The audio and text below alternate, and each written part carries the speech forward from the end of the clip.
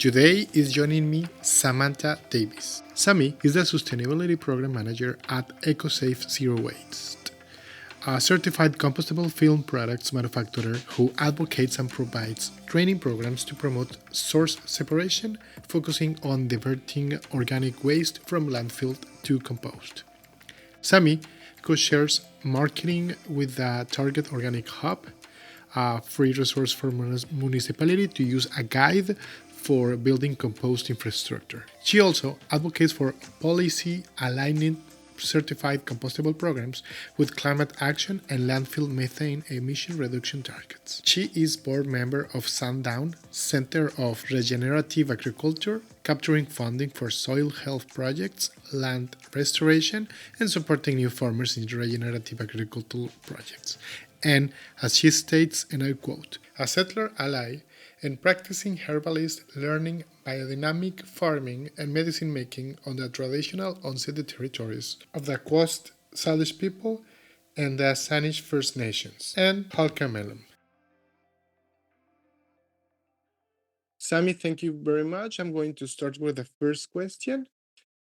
The World Commission of Environment and Development and I defines sustainability as this, and I quote, sustainability is the development that meets the needs of the present without compromising the ability of future generations to meet their own needs.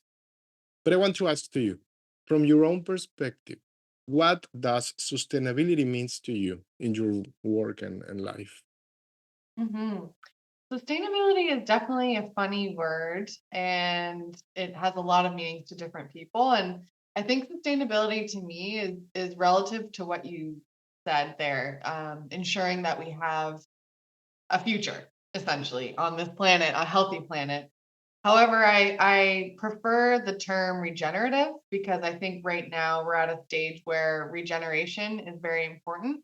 I personally don't want to sustain where we are in this time. That would mean that where we are right now is what we're going to be in the future.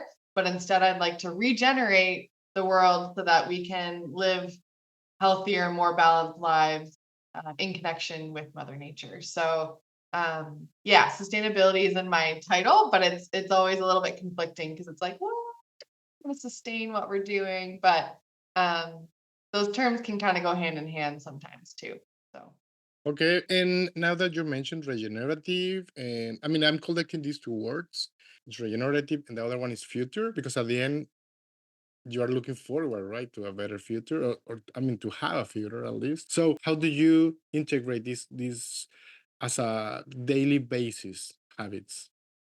Yeah, well, over my past decade of working in climate action and activism, I've experienced burnout and climate grief quite a few times. And now I find the wisdom is in the earth. And so the way I regenerate myself in a way that keeps me going, keeps me healthy, keeps me aware of what's going on. I actually have to spend a lot of time in nature, being slow in it too. Sometimes I'm a trail runner, so sometimes I like speed by the plants and try to go as fast as I can and for as long as I can. But I actually found there's a lot of regenerative behavior when you slow down and you take the time to just take your shoes off, put your bare feet on the ground. There's actually scientific evidence that the eons from the earth, they positively regenerate your body and make you feel more revitalized and healthy. So to work in this space of climate action and grief, you really do have to focus on some healing practices. And so I think earthing is one of those things that I do regularly to ensure that I have the strength and the yeah, like a balanced mind and body to be able to do what I do. Excellent. Thank you so much, Sammy. And also, I want to ask about this. In your opinion, what do you consider are the biggest sustainability challenges or obstacles Mm, faced by individuals or maybe organizations? I want to mhm. include organizations too in this question to integrate these regenerative or sustainability practices. What do you think is the challenge? I think the globalism is a challenge. And I say that because I come from the waste industry and I can see how these systems that are very globally focused are actually quite harmful on the local scale because every city, municipality, town, rural area, they have a different composting system, for example. Sometimes they don't have one at all. So if they don't have the composting infrastructure, then they don't have the capacity to process food waste in a way that doesn't stink up the town, for example, and things like that. So things that are coming from even across Canada to from Ontario to British Columbia. There's different waste systems there. But I'm talking even more like if you're getting product from China, it could be wrapped in, plastic wrap all the way coming down in a shipping container. And so, there's a lot of precious materials that are coming from around the world, which we're really grateful to have. But at the same time, we don't always have an end of life for these products that are coming from different areas. Some companies have the best intention with the products that they're producing, but if there's no end of life and there's no infrastructure in that area, and if the sales rep who sold that material to the store in that city, for example, doesn't have that knowledge that there needs to be an end of life system there, then the system's broken in that way. The supply chain is broken. The good intentions aren't there any longer because, yeah, there's no foresight into what the system can handle based on where it's going. Um, yeah, so that's a challenge. Yeah, it is. It is. And what do you suggest are the best ways to overcome those challenges? In I want to take you to a daily basis or a like local basis. How this can be overcome. hmm The quote, and I forget who said it, but think globally, act locally is always something that I've come back to. Because globally there's some great ideas, but then narrow it down to your local area and see if it's actually feasible and useful. I think it's helpful to get to know your community as much as you can. And something that I've done recently was reached out to one of my local city councilors in Langford, and her name's Colby. And I met with her because I looked on the website and I was like, is there anyone familiar to me on that's running for city council and someone that I could talk to about the issues that I'm seeing? And she was delighted to meet with me for coffee. And now that's opened a dialogue and a relationship with someone who is working in policy. And I think that's a great way to get involved in your community, understand what the city's challenges are, because it really is up to us in the community to speak up and say share what we're seeing and what we'd like to see differently. And then at the same time, if we're looking at the waste industry in general, what's in your what how can you support more locally? Is there any zero waste focused grocery stores or refilleries around? That way you can reduce your packaging waste at home, and what food can you buy locally so you can support local farmers? That's a big one. Go to the farmers markets, make friends with the farmers there, talk to them. Then you really start to feel like you are making a difference and that you do belong within the greater scheme of things because you can understand the local food system and the waste system and how it's all connected. So those are some of my suggestions. Thank you so much. Thank you so much. And also something that you work towards, and I'm going to now go. What are you doing now? Something that you work towards is inspiring people to reduce landfill waste, right? And cultivate a circular and regenerative community. That's one thing that you are doing now. And all this with deep roots in promoting soil health, and this leads me to wonder: how can you define a regenerative community? And a second question in these matters: how can you reach this point of more people willing to reduce landfill waste? Well, one that supports what's going on a local scale.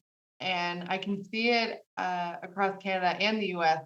Certain communities have community composters, for example, and community haulers. So they're often small scale people or bit small scale businesses that work really hard to pick up food waste from different houses and We're lucky where we live. There is a city program that comes and picks up our food waste, for example, and takes it to compost. But in other areas, they don't have access to that, and so houses and people who actually want to do that work, they can hire a community composter to pick it up from their doorstep. And so what I'm trying to say is like a regenerative community is one that connects with each other and promotes one another and supports the work that they're doing, because a lot of these people are going above and beyond to do the right thing in the name of the earth and to have climate action practices. So, yeah, supporting local again is just like probably always what I'm going to come back to. But I think also getting in touch with a community group that really, speaks to you. The Regenerate Victoria group here in this area is really working hard with the lens of looking at watersheds and how we can protect watersheds. So instead of looking at borders, it's looking at entire watersheds, which is like that's how there's a different solution when you look at the map differently. So yeah, it's a matter of, like, really having a sense of belonging and finding people who want to take action alongside you and have these conversations. So, um, yeah, that's how I would define a regenerative community. One was that support one another in the local scale. And about how to reach more people, the point of more people willing to reduce landfill waste. How else do you think we can inspire more people to reduce this landfill waste?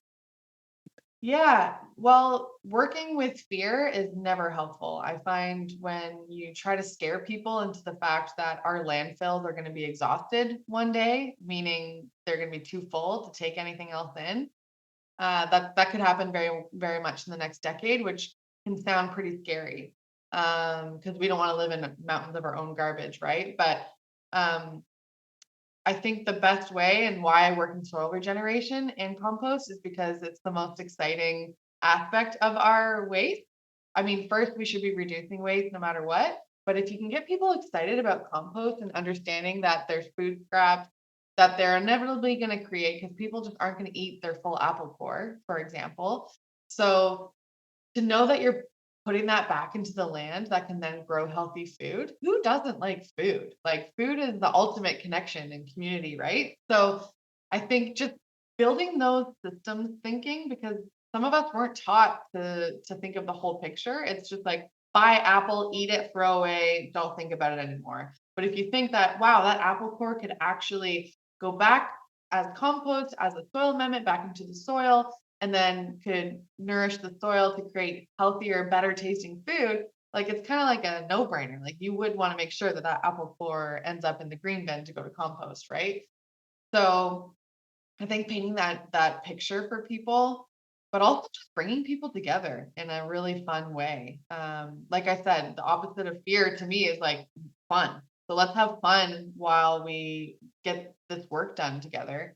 And we also have to put pressure on our government and on businesses to reduce waste, because a lot of the time we don't have the option to buy that pre-made potato salad without the packaging, just because that's how it is right now. So if we can encourage our grocery stores to allow more reusable, for example, that's a great solution. And so again, going back to like supporting local businesses, the NULA project is a great one in Victoria where they have reusable cups for events and stuff like that. So we really got to look at ways that who has a startup that is like willing to take that extra effort to reduce waste, and how can we support them in any way. I think that's the best way. And in your experience at EcoSafe Zero Waste, what actions that you implement today can be transferred, do you consider can be transferred to other fields to be adapted and achieve better results widely? Yeah, I think the most empowering thing that I hands-on do at EcoSafe is create training programs for our distribution partners. So distributors are the ones that are like filling up their warehouses of stuff like toilet paper, paper towel, janitorial services, stuff like that. And then they disseminate all those products to big universities, institutions, restaurants, things like that. So it's a big impact because I actually directly train those sales reps for those distribution partners that we have to understand how to actually set up a food scraps collection properly. And so it just kind of makes people feel valued. It gives them the knowledge that they need to sell the product well and into areas where it's actually making an impact. So I think other companies could do the same. They could have product knowledge training where they don't just talk about the product, but they talk about the whole system and how it's a huge benefit for their end customers.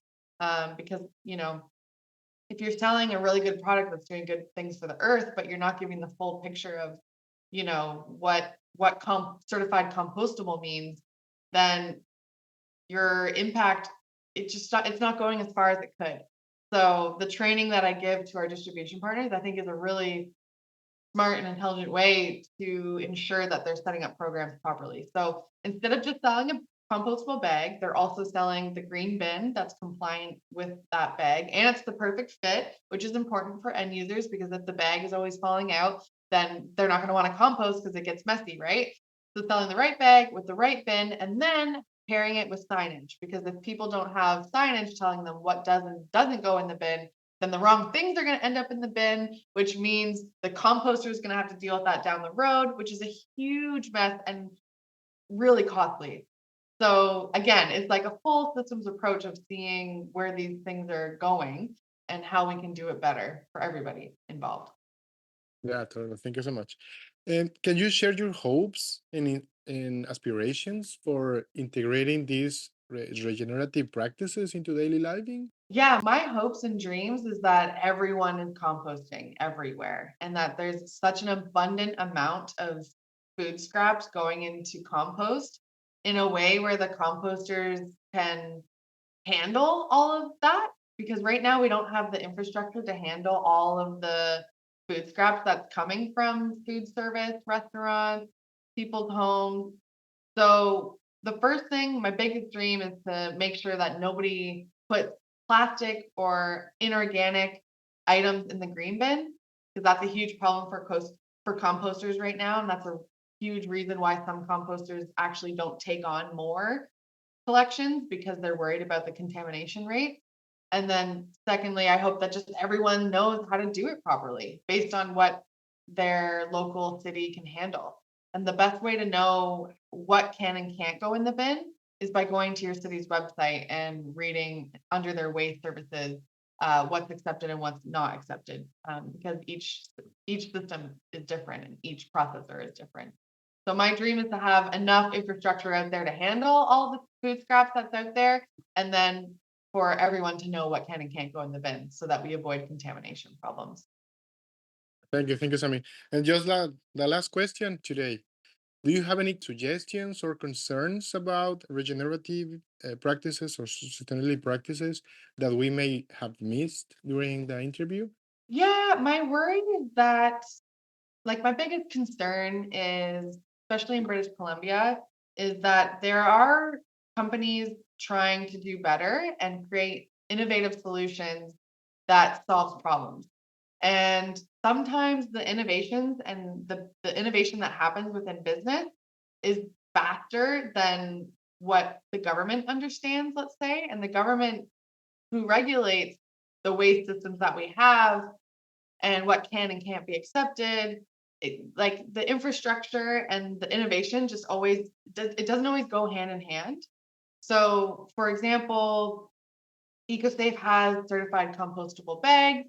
They're accepted if they're used in the green bin, which is great, but they're not acceptable if they're used as like a carry-out bag for a grocery store, for example.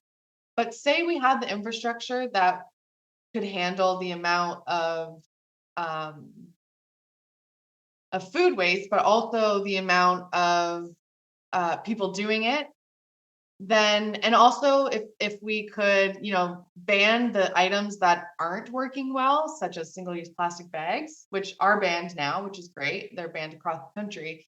But alongside that, compostable checkout bags also were banned, and it. Kind of sucks because in Alberta, for example, in Calgary, they have the infrastructure to actually use those bags, And those bags are both being used the same way as food scrap collection bags. But the compostable checkout bags were banned because they look too much like a single-use plastic bag, sorry, which I understand that there's just a lot of confusion.